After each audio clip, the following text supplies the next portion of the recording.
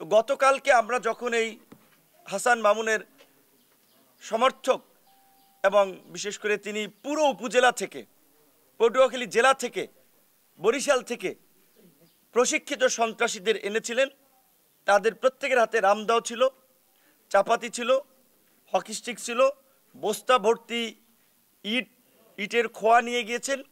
রাস্তায় আপনারা দেখেছেন সেনাবাহিনী কিংবা পুলিশ যখন আপনার আমাদেরকে সহযোগিতা করেছে আসার পথের মাঝে মাঝেই গাছ ফালানো। এবং আমাদের জেলার সেক্রেটারি যেটা বলেছে, আমি আসলে ঢাকা শহর আপনারা দেখেছেন রাজপথে সবসময় সোচ্চার ভূমিকা পালন করেছি, ফ্যাসিবাদের আমলেও বিন্দুমাত্র আপোষ করি নাই, কথা বলতে কার্পণ্য করি নাই। কিন্তু গতকাল থেকে একটা মানসিক ট্রমার মধ্যে আছি যে রাস্তায় এইভাবে গাছ ফালানো হয়েছে, এইভাবে ইট জড়ো করা হয়েছে, এবং এই যে পুরো জেলার, যেহেতু সে কেন্দ্রীয় বিএনপির সদস্য, তার তো একটা নেটওয়ার্ক আছে এবং ছাত্র রাজনীতি করেছেন, কাটা লাইনেও যোগাযোগ আছে, তিনি সেই সমস্ত সন্ত্রাসীদেরকে ওইখানে জড়ো করেছিলেন। এবং আমাকে সেনাবাহিনীর লোকেরা, পুলিশ বলতেছিল যে ভাই পরিস্থিতি যা, আমরা এখানে আপনার নিরাপত্তা দিতে অক্ষম হচ্ছি, এই অবস্থা আমরা পরিস্থিতি কন্ট্রোল করতে পারবো না। তো আমি বলেছি যে যা হয় হবে, মৃত্যু হলে হবে, কিন্তু আমরা আমাদের গন্তব্যস্থলে যাব। পরবর্তীতে তারা আমাকে বলছে তাহলে আপনি পটুয়াখালী যান, গলাচিপায় না যে। আমি বললাম আমার উপজেলা গলাচিপা, আমি গলাচিপায় যাব না, কেন পটুয়াখালীতে যাব? শেখ হাসিনার রক্তচক্ষুকে উপেক্ষা করি নেই।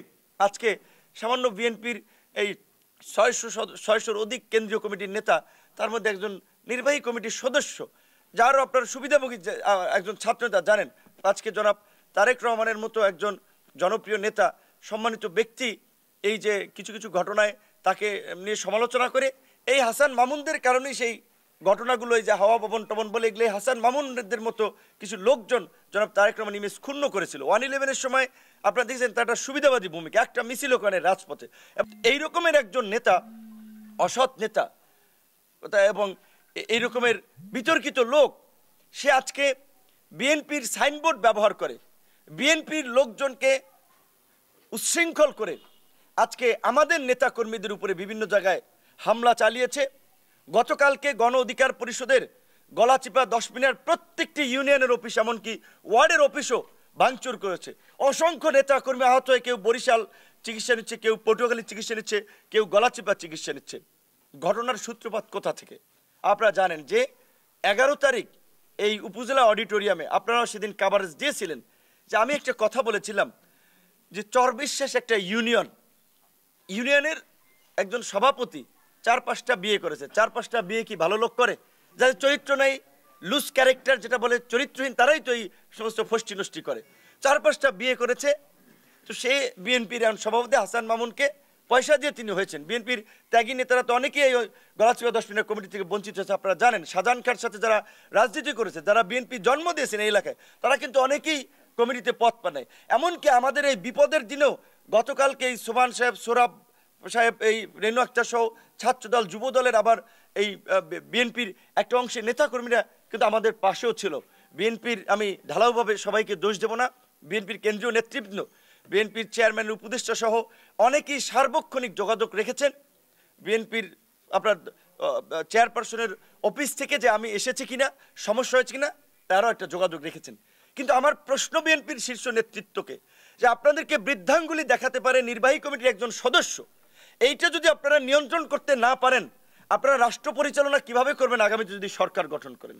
একজন হাসান মামুনকে যদি আপনারা নিয়ন্ত্রণ করতে না পারেন, গতকালকে চরবিশ্বাস ইউনিয়নে যেই ঘটনাটি ভুলভাবে এসেছে যে বিএনপির অফিসে নাকি ভাঙচুর চালানো হয়েছে, হামলা হয়েছে, দেখেন আপনারা এখানে জাতীয় মিডিয়ার দেশের মানুষ, বিএনপির অফিস এই আমলে ভাঙচুর করবে এমন লোক বাংলাদেশে আছে? বিএনপির অফিস ভাঙচুর করবে? নাই। কারণ দুইটা বড় রাজনৈতিক দল ছিল, আওয়ামী লীগ এবং বিএনপি। আওয়ামী লীগের পতন হয়েছে, আওয়ামী লীগ দেশ থেকে পালিয়ে গেছে, এখন আছে বিএনপি। সেখানে বিএনপির অফিসে ভাঙচুর করবে, এটা তো কল্পনাও করা যায় না। আমার নিজের গ্রাম, আমার ইউনিয়ন চরবিশ্বাস, আপনারা দেখেছেন, আপনারাই জানেন, আওয়ামী লীগের আমলেও এই আওয়ামী লীগের নেতারা আমার পরিবারের দিকে, আমার লোকজনের দিকে চক্ষু তুলে তাকায় নাই, একটা হুমকি দামকে হামলা করে নাই। সেখানে আমাদের কর্মী সভা চলছিল চরবিশ্বাস ইউনিয়নে, আমার প্রোগ্রাম চলছে বকুলবাড়িয়া, সেখানে আপনার এইখানে সে চরবিশ্বাসে আপনারা দেখেছেন যে আমাদের এই কর্মী সভা চলাকালীন সময় তারা স্লোগান দিচ্ছে, তারা আমাদের লোকজনকে গালিগালাজ করছে। সেখানে যেহেতু একই গ্রামের একই ইউনিয়নের লোক, আমাদের দুজন দায়িত্বশীল নেতা, একজন আমার আপন ছোট ভাই, দুইজন লোক এসেছিল, তাদেরকে অনুরোধ করেছে যে ওইখানে যেহেতু একটা প্রোগ্রাম চলে, অনেক লোক, আপনারা ওই প্রোগ্রাম শেষে প্রোগ্রামটা করেন, নাহলে একটা উচ্ছৃঙ্খল উত্তেজিত পরিস্থিতি তৈরি হবে। এই কথা বলার সাথে সাথে আমার ছোট ভাইকে এবং আরেকজন যে পাশে ছিল তাদেরকে এই আপনার ছাত্রদল যুবদলের লোকেরা বাকির বিশ্বাসের কথায় তারা চেয়ার দিয়ে মাথায় আঘাত করেছে, চেয়ার ছোড়াছুরি করেছে। এবং এইখানে যে সমস্ত বেশ কিছু লোকজনের নাম ফেসবুকে এসেছে, এরা বাকের বিশ্বাসের সাথেই রাজনীতি করে, আওয়ামী লীগের অনেকে কিংবা যুবলীগের অনেকে বাকের বিশ্বাসের সাথে রাজনীতি করে। তারাই এই ঘটনাটা ঘটিয়ে আমার ইমেজ ক্ষুণ্ণ করার জন্য, আমার এলাকায় একটা খারাপ মেসেজ দেওয়ার জন্য এই কাজটি করিয়েছে এবং এর সমস্ত নির্দেশনা দিয়েছেন হাসান মামুন।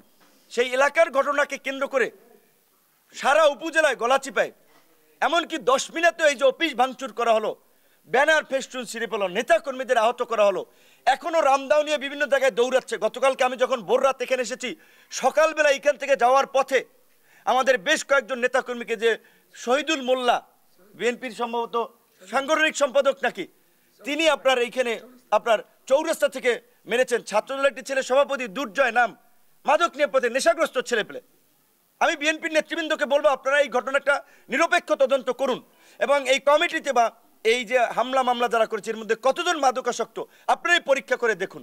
তো এই সমস্ত ছেলেদেরকে দিয়ে আপনারা এই আমাদের লোকজনকে হামলা করেছে।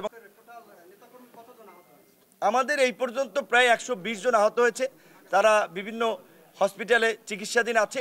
আর প্রত্যেকটি ইউনিয়নের কার্যালয়, যেখানে ওয়ার্ডের কার্যালয় আছে, সেগুলো ভাঙচুর করা হয়েছে। 2টা মোটরসাইকেল, আমাদের গলাচিপা 10 মিনিট 2 উপজেলা মিলে আমরা যেটা ইতিমধ্যেই খবর পেয়েছি, আমাদের 17টা অফিস ভাঙচুর করা হয়েছে।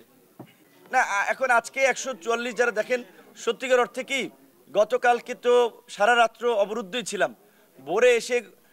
ভোর রাতে এসে এই একেবারে ভোর ফজরের সময় গোসল করলাম, গোসল শেষ করে সকাল হয়ে গেল, তার মধ্যেই কয়েকজন আহত আবার আসলো, যে তারা যাওয়ার পথে তাদের উপরে হামলা করেছে। তো সকালবেলা একটু ঘুমিয়েছি, ঘুমিয়ে থেকে উঠে শুনি যে 144 যারা জারি করেছে। তো এটা বোধহয় আপনার ডিসির শয়তানি, 144 যারা জারি, ঠিক আছে। তারপর আমরা প্রথম দিন ওকে, আমরা আইনের প্রতি শ্রদ্ধাশীল, আমরা এটা মেনে নিচ্ছি। কিন্তু আমি তো এলাকায় প্রত্যেক মাসে মাসে আসি না, আমাদের ওই বেহুদা সময় নাই। তো আমরা সারা দেশ নিয়ে কাজ করি, আমাদের তো অনেক কর্মব্যস্ততা আছে, জাতীয় পর্যায়ে অনেক কাজ আছে। সেটা ঈদের সময় এসেছি, এখানে আমার কিছু কর্মকাণ্ড তো থাকবে। আগামীকালকে 144 যারা ডিসি সাহেব জারি করেছেন না ইউনো সাহেব জারি করেছেন, তাদের সাথে কথা বলে এই বিষয়ে আমরা যেন প্রোগ্রাম করতে পারি সেই ব্যবস্থা নেওয়ার আহ্বান জানাবো।